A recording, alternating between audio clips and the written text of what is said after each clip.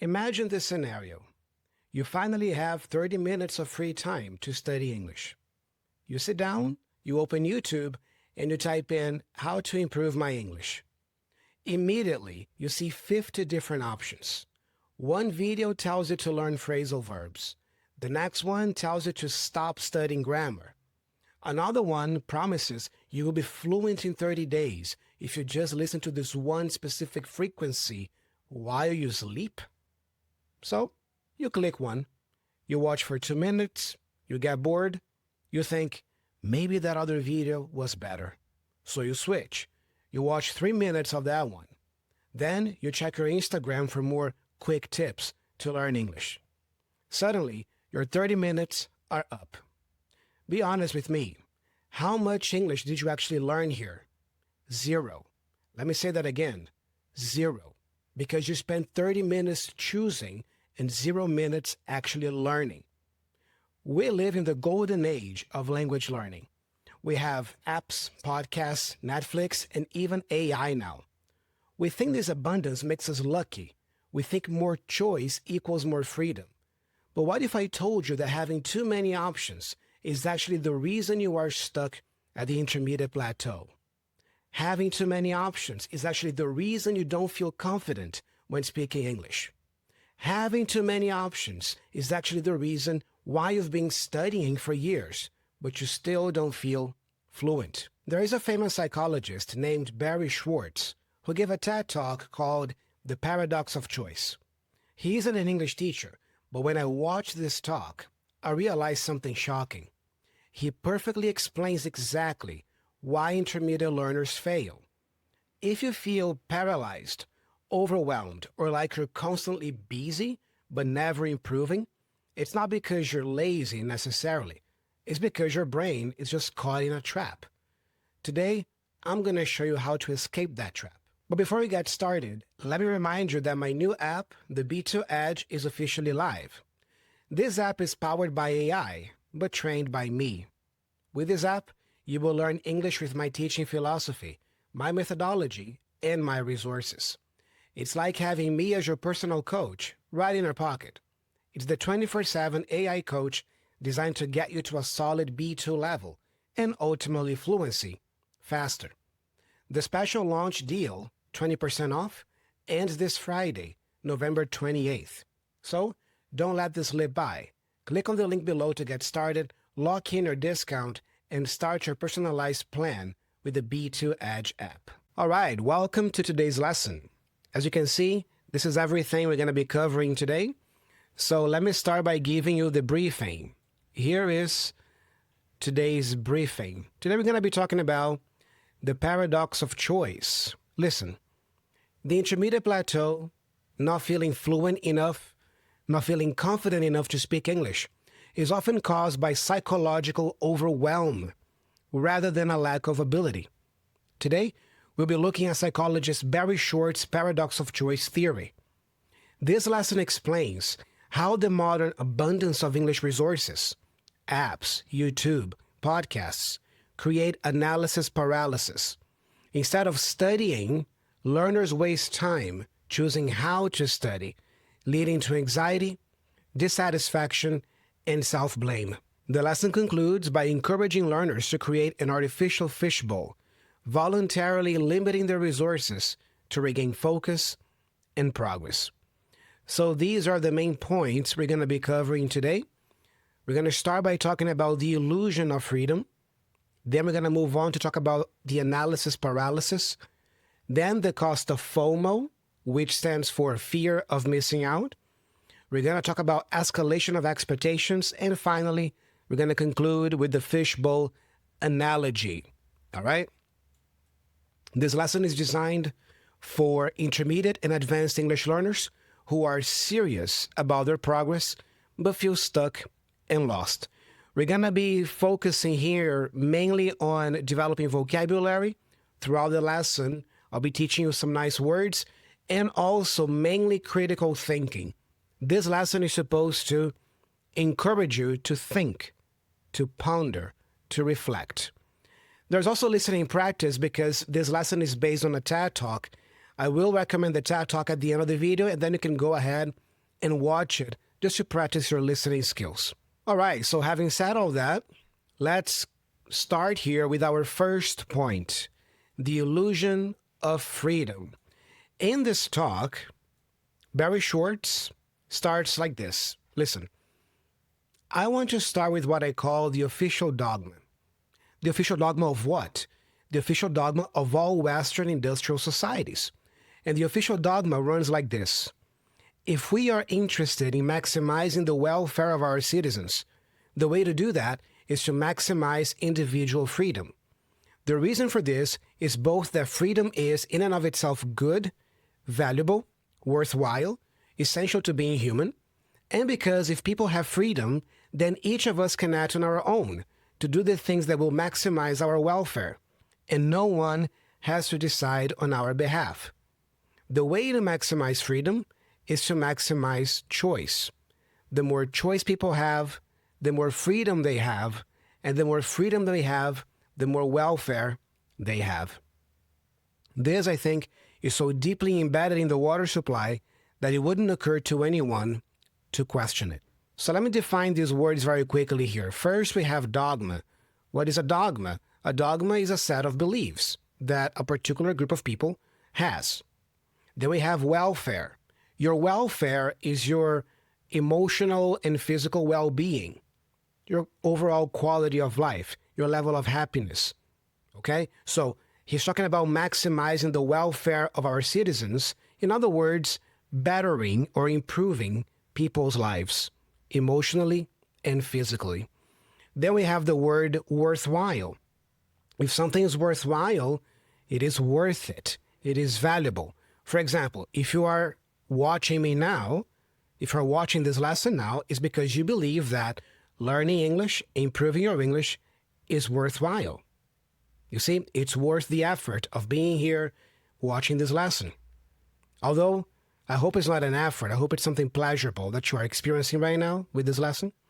But anyway, we have here, decide on our behalf. That's another great phrase. When a person does something on your behalf, that person does that for you, like in your place. It's like the person is acting as your representative. For example, imagine a teacher cannot attend a class tomorrow, so another teacher will teach that class on that teacher's behalf. Got it? So, when somebody does something on your behalf, the person represents you, does something in your place. And then, I really like this phrase here.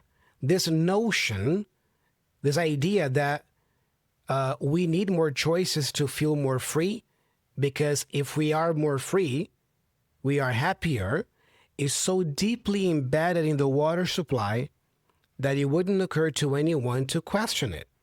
It's a very nice phrase. In other words, what he's saying here is that this idea is the standard default state of society.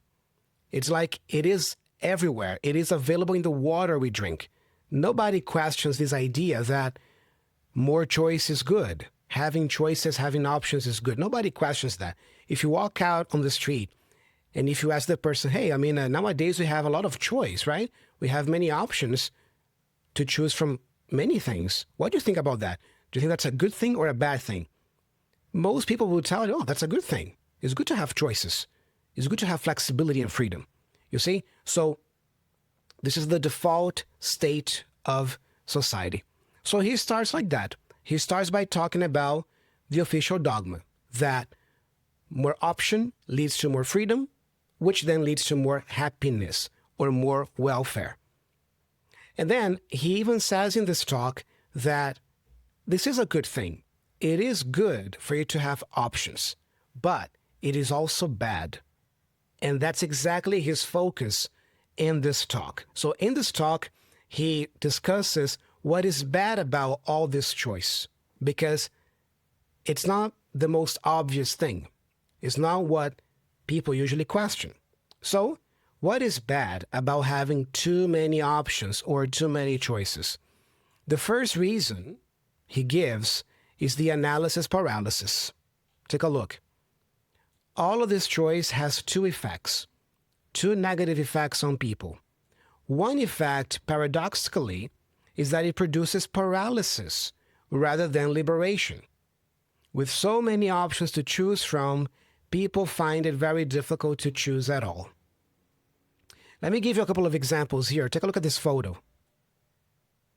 Have you ever experienced this? Have you ever sat down to watch something on Netflix and you just couldn't choose something to watch? You spend what, 30 minutes, 40 minutes just browsing through the titles, maybe watching a couple of trailers here and there, but you never really decided to watch anything? And then after 40 minutes, you just looked at your partner and said, let's just go to bed, So you give up watching something altogether. Have you ever experienced that?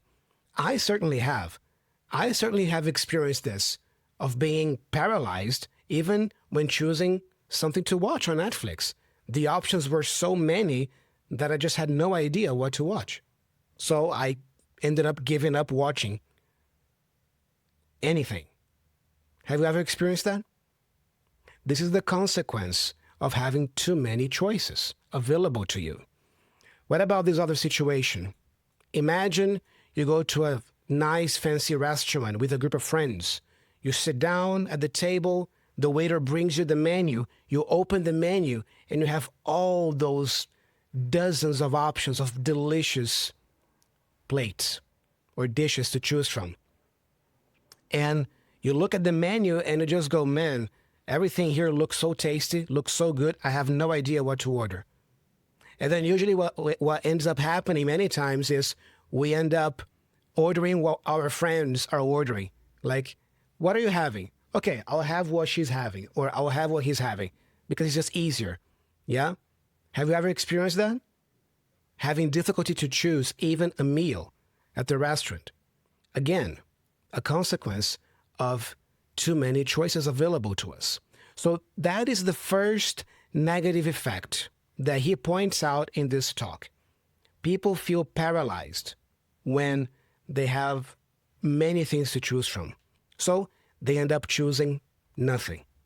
But then he continues. Look, the second effect is that even if we manage to overcome the paralysis and make a choice, we end up less satisfied with the result of the choice than we would be if we had fewer options to choose from.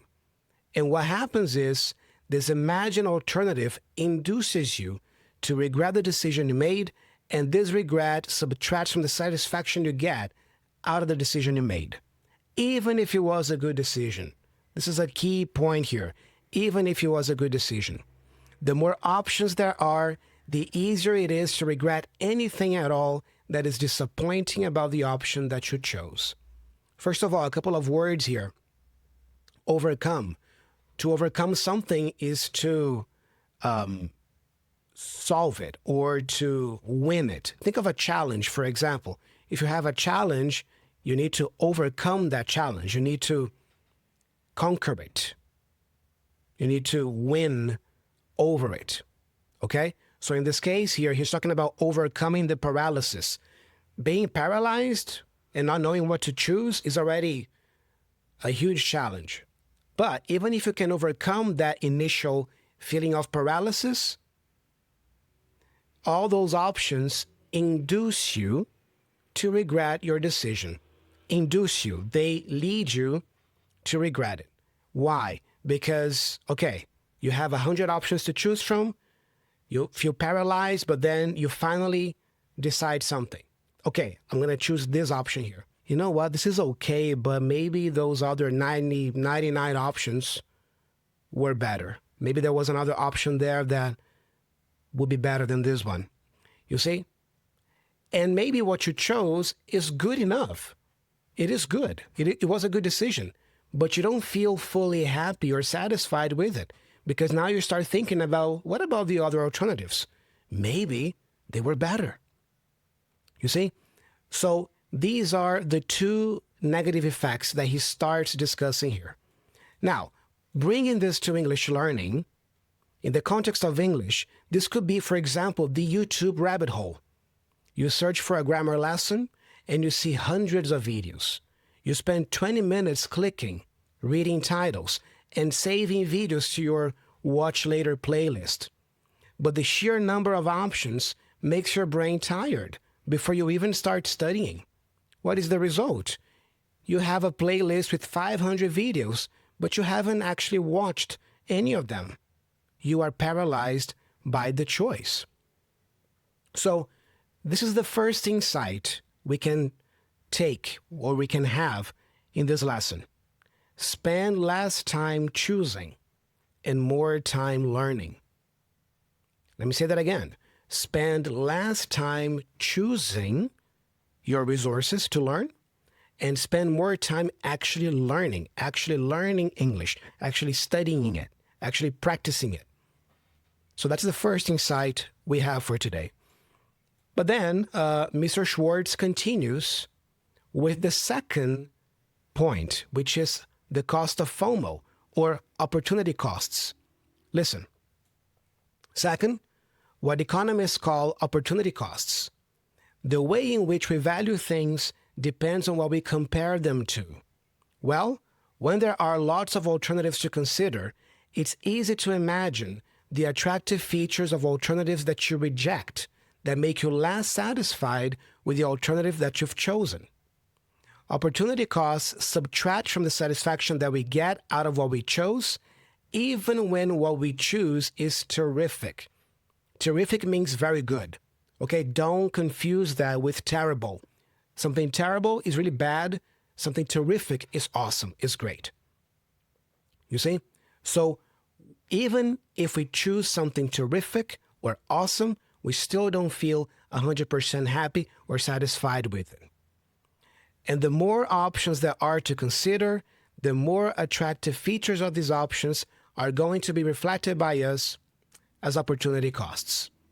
So opportunity costs, that's a term that is quite common among economists, but bringing that to our context here is this idea that whenever you choose to do something, you are choosing not to do something else. And that something else might have a lot of attractive features that you are missing out on, that you are not really enjoying because you chose this first option. Here is an image that describes that or illustrates that really nicely. Look, that could be an example of what he's talking about here, opportunity costs in our lives. Look at the first situation here. The man is at work. He should be thinking about work. He should be focused on the task at hand. But what is he doing?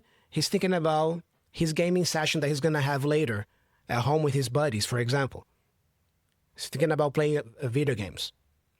What about the second situation here?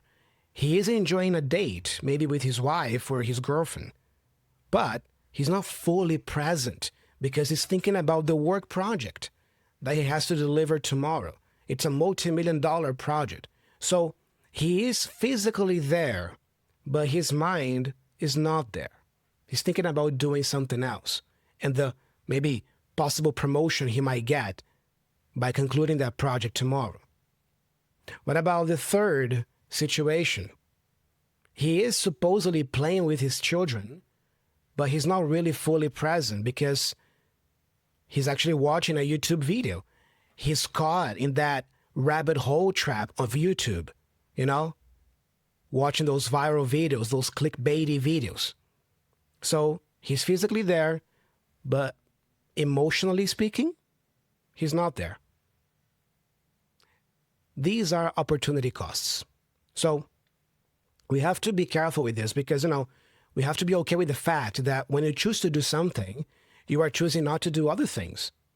And those other things might have a lot of attractive features. But you gotta be happy with your choice and try to be fully present in the moment. Let's bring that to English learning. For example, let's say you decide to read the book Atomic Habits to improve your vocabulary. It's a great choice. But while you are reading, a little voice in your head might say, is this the most efficient way? Maybe I should be listening to that podcast instead. Or maybe I should be using the AI app everyone is talking about. Because you are worried about what you are missing, You don't focus on what you are doing. Did you get that? Because you are worried about what you are missing, you don't focus on what you are doing. You split your attention and your learning suffers. So what is the second insight for today? This is the insight. Once you choose something, commit. Once you choose to practice your English a certain way, commit to that practice. Okay, today I'm going to read 2 pages of this book. Okay, commit to that. Read those 2 pages. Okay, today I'm going to use Thiago's newest app to practice my English. Okay, commit to that and use the thing. Today I'm going to listen to 10 minutes of this podcast episode. Commit to that. Focus on that. Use that episode and then you're done. You see? But don't be constantly worrying about the other resources that you are not using. Be focused in the present moment and be okay with the choice you made. But then Mr. Schwartz continues with his points. The third point here, and this is really cool, he's talking about escalation of expectations. That's another negative aspect of having all this choice available to us nowadays. And then to illustrate that, he shares a personal anecdote of how when he wanted to buy a new pair of jeans, he felt paralyzed at first because there were so many options to choose from. He shares in the talk that he had been wearing these old jeans for a long time, but then he went to the store to buy a new pair of jeans, and then the shopkeeper started showing him all these different variations and models. First, he felt paralyzed, like this man here in the picture, as you can see. And then after a long time trying out all those different pairs of jeans, he finally made a decision and he chose one. And the choice that he made, the pair of jeans that he bought, was better than his old jeans. So in terms of quality, yes, he improved his situation. He got a better pair of jeans compared to his old ones. But then he says that he felt worse about it. So objectively, he did better because he got a better pair of jeans. But psychologically, emotionally, he felt worse. Why? He explains. Let me read it for you, the segment here. Look, all this choice made it possible for me to do better, but I felt worse. Why? The reason I felt worse is that with all those options available, my expectations about how good a pair of jeans should be went up. I had very low, no particular expectations where they only came in one flavor. When they came in 100 flavors, damn it, one of them should have been perfect. And what I got was good, but it wasn't perfect. And so I compared what I got to what I expected, and what I got was disappointing in comparison to what I expected. Here's the point. Adding options to people's lives can't help but increase the expectations people have about how good those options will be. And what that's going to produce is less satisfaction with results, even when they are good results. You see, so he got a better pair of jeans, but he still wasn't happy enough with it because now he was thinking, this one is good, but maybe there was another one in the store that was perfect, that would have been perfect. Oh man, I didn't get the perfect one, so I'm not really that happy or that satisfied with my choice. Because now his expectations have gone up. Isn't that interesting? And I feel like nowadays we have high expectations for many things because the options are so freely available. And then let me bring that to English learning. I would say that this is one of the most dangerous ones because he points out that when you have only one option, like an old textbook, for example, and it's not perfect, you don't expect much. You are happy just to learn a few words from it.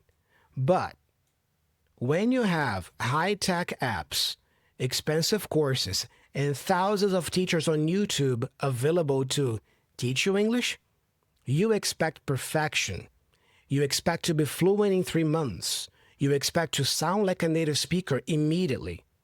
And when you don't blame the difficulty of the language or the natural process of language acquisition, which takes a little bit of time.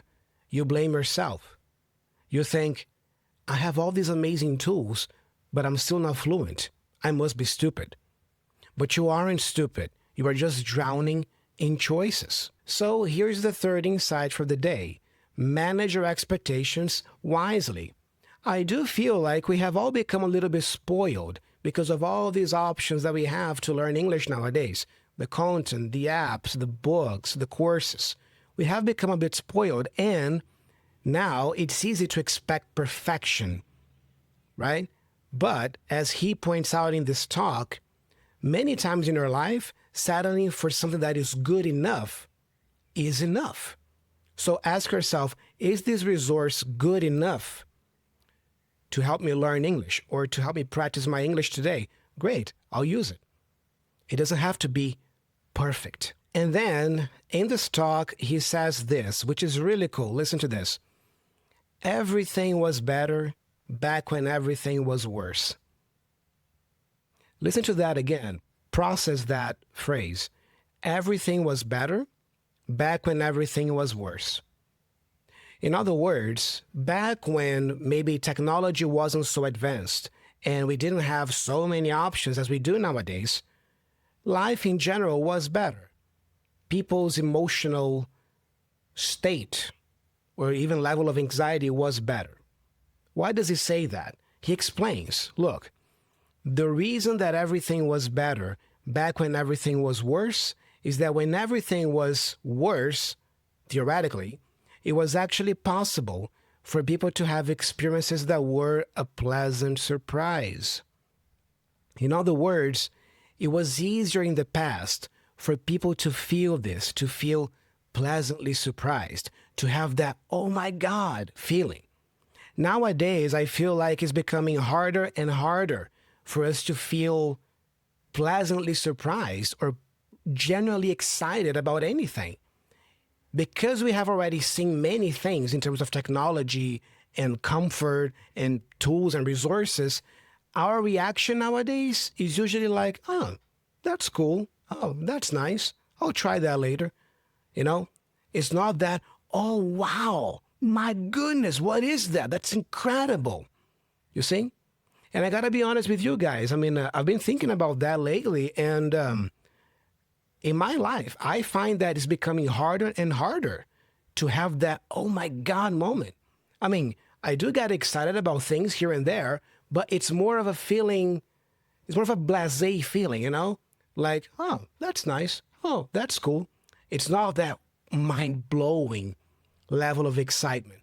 And I feel like many people nowadays, they are experiencing that. They are just having those blasé reactions, you know? That's cool. That's nice. But nothing really that blows their minds anymore. Let me give an example here. Take a look. This is a really cool picture, yeah? For those of you who are a little bit older or my age, do you remember Blockbuster? And it doesn't even have to be Blockbuster. Think about your local video store. Do you remember these local video stores that we used to have? You know, we would go there and rent movies to watch over the weekend. First, we had the VHS tapes to rent, and then we had the DVDs later. Remember those? You know, guys, I remember when I was a kid, my parents and I would always go to the local video store on Friday or Saturday to rent 3, 4, 5 movies to watch over the weekend. It was tradition for us, and it was a lot of fun, you know? And to those of you who are younger and don't remember this, this is how it used to work, you know? If a movie was brand new, if it had just come out, usually the store would have more copies available of that movie to be rented. Maybe 10 copies or even 15 copies because it was a brand new movie. But as time would pass and the movie would get old, the older movies wouldn't have a lot of copies available. Maybe just a handful, you know, 3 to 5. Sometimes if it was a very obscure or old movie, just 1 copy available or 2 copies available, you know? And I remember many times vividly that sometimes I wanted to rent a specific movie that I really wanted to watch that weekend. I would go to the store with my parents, and then the store would only have like 2 copies available of that movie to rent. Sometimes I would walk in and I would realize that all the copies of that movie had already been rented, so it wasn't available. I remember feeling the frustration first, like, oh man, damn it. I really wanted to rent that movie. I really wanted to watch that movie again, but, all the copies are rented. And then I would just, process that feeling of disappointment first, and then choose another movie to rent that was available, and that's it. But then sometimes, as we would be walking out of the store or checking out the tapes, another customer would walk in and return the exact movie that I wanted all along. And then the store owner would say, oh, hey, there's a new copy available. Do you still want it? And then, of course, I would rent it. I would get it.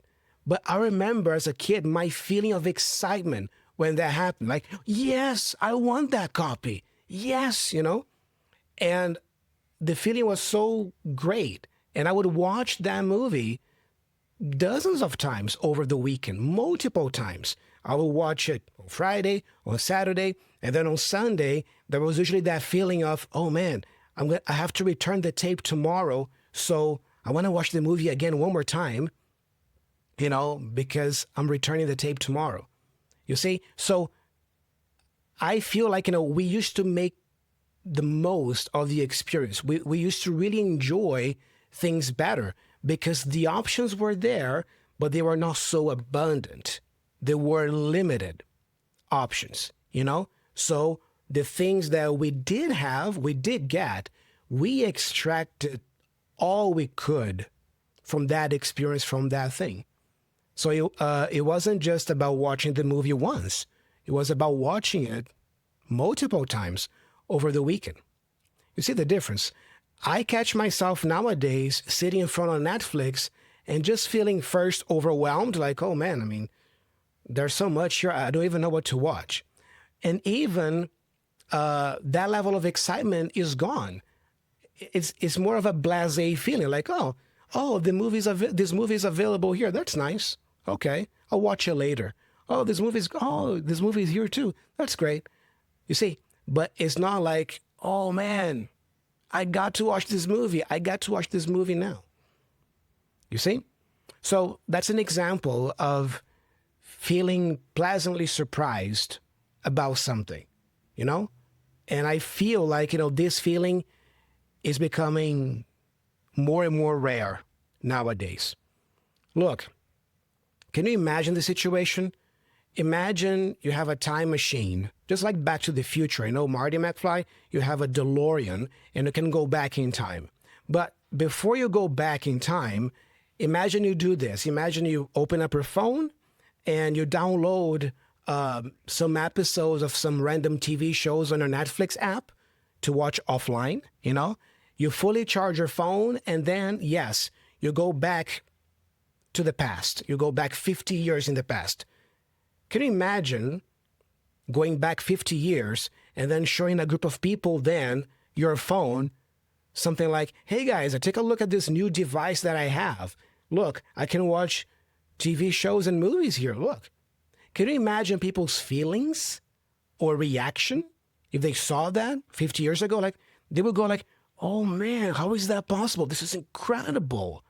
It's something so small and portable, and I can watch many different things here. You see, they would feel pleasantly surprised. Do we feel pleasantly surprised with this nowadays? No. We just go like, oh, it's cool. It's nice. It's convenient. But that's it.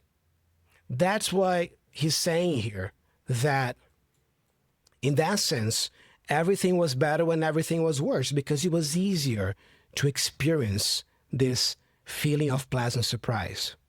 Got it? Interesting, isn't it? Then he moves on here to his last point, which is the fishbowl analogy. He concludes his talk with this fishbowl analogy. As you can see here, we have a beautiful fish inside a fishbowl. As you can see, the fishbowl is not so big, it's small, and the fish is limited inside this fishbowl. The fish can move, yes, but only in the confines of this fishbowl. And then you might think to yourself, oh, poor fish, this fish is so limited. He can only swim in this little space. But here's the thing. What happens if you grab this fishbowl and just throw it on the ground, throw it on the floor, and break it? What happens? The fish dies. You see? So that's how he concludes. Listen, if you shatter the fishbowl, to shatter something means to break it into tiny pieces. So if you break or shatter this fishbowl so that everything is possible, you don't have freedom. You have paralysis. If you shatter this fishbowl so that everything is possible, you decrease satisfaction. You increase paralysis and you decrease satisfaction. Everybody needs a fishbowl. This one is almost certainly too limited, perhaps even for the fish, certainly for us. But the absence of some metaphorical fishbowl is a recipe for misery and, I suspect, disaster. You see? So basically, he's saying that we all need a metaphorical fishbowl in our lives. Maybe not one that is so small like this, could be a little bit bigger with more options, but we all need limits. That's his point. This whole idea of you can do anything you want or you can be whatever you want can be dangerous if you embrace all these options. You see? So it's almost like nowadays we have to create these limits ourselves, because in the past, people didn't have so many options. So it was almost like the world would already, by default, limit people's options. But nowadays, we have a ton of options that the world gives us. So we have to do this work of limiting our options. For example, I was talking to a student of mine about this the other day, and he shared something cool. He said that he and his wife, they have this 5-minute rule to watch something on Netflix. For example, the 5-minute rule is like this. Okay, we start watching something here for 5 minutes. If it doesn't grab our attention in 5 minutes, we stop and go to the next one. That's a way to limit your options. Another example could be you sit down to watch something and you might go, okay, today I want to watch a drama.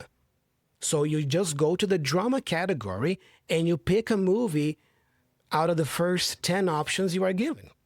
You see, so you have some options, but you don't have too many options to choose from. Or you go to a restaurant and then you decide beforehand, okay, I want to have meat today. So I'm going to choose something from this page that has the meat dishes. I'm not going to look at the pages that have fish or chicken or salad. I'm going to look only at the meat section. You see, this is a way for you to limit your options, and then you don't feel so overwhelmed by all this choice. You see? So let me recapture with you the 4 insights that we have today, because, this last one was about the fishbowl. Yeah? So first insight, spend less time choosing and more time learning. Okay? Don't get bogged down by choosing what to use, what to watch next to practice your English. Limit your options, pick something, and spend more time learning with it. Insight 2, once you choose something like a resource to practice, commit to it. Spend at least a few months with it, For example, my new app, the B2 Edge, I've designed the curriculum for that app to take you anywhere between 3 and 6 months to complete. Because, it's the minimum amount of time you should give a new resource a try.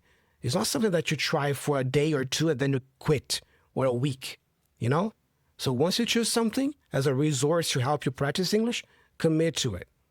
Insight number 3, manage your expectations wisely. And insight number 4, we just talked about. It's about the fishbowl. Make your own fishbowl. Create your own metaphorical fishbowl. Intentionally limit your options. It's okay to have options. It's good to have options. But what he's pointing out here is that having too many options can be unhealthy. And it can be detrimental for your welfare. All right? So, if you want to learn more and go deeper, I recommend you watch his TED Talk, Barry Schwartz's TED Talk. This is the one. Just go to YouTube, type in The Paradox of Choice, Barry Schwartz, or TED, The Paradox of Choice. I really recommend you watch the TED Talk because it's also a great way for you to not only review some of the information we saw today, but also practice your listening skills in English. And if you want to go even deeper, I recommend you get his book. He has a book called The Paradox of Choice, Why More is Less, How the Culture of Abundance Robs Us of Satisfaction. So do check it out. Could be another great way to practice your English by reading an interesting book with interesting ideas like this one. All right, so let me just zoom out here and look. This is everything we've covered today. We covered a lot of ground today. I hope you found this lesson useful. I hope this lesson made you stop and reflect a little bit. As I always say, one of the key characteristics of a B2 learner, a C1 learner, is the ability to discuss and think about more abstract topics. And that's exactly what we did today. Today, we engaged in a topic that is more abstract.